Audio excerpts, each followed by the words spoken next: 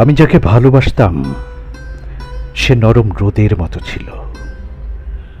মাঘের সকালে হিমহিম কুয়াশার বুক ছিঁড়ে উষ্ণতার আলতো স্পর্শে জড়িয়ে থাকত অনুভূতির পুরোটাতে। কখনো সে আবার মেঘ হতো, টুকরো টুকরো ভাগে উড়ে বেড়াত শুভ্রতার শূন্যতায়। মন খারাপের ক্ষণে ঝরে পড়ত মুষলধারায়। আমি যাকে ভালোবাসতাম সে আসলে প্রকৃতির মতো ছিল। অবসাদ জীবনের গান গেয়ে উঠত তার স্পর্শে।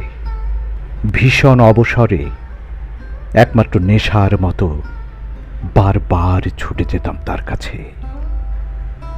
কখনো আবার সে কবিতা হতো, আমি লিখতাম, পড়তাম, মাঝে সাঝে আবার আবৃত্তিও করতাম।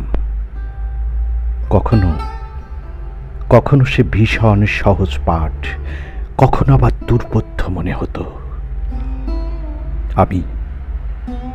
আমি আজও তাকেই ভালোবাসি, কেবল তার সাথে ঘর বাঁধা হয়নি। অবশ্য জীবনের অনেকটা পথ পাড়ি দেবার পর জেনেছি রোদ, বৃষ্টি, কবিতা কিংবা প্রকৃতিকে কেবল ভালোবাসা যায়, তাদের সাথে ঘর বাঁধা যায় না। ঘর বাঁধতে মানুষ লাগে, প্রকৃত মানুষ।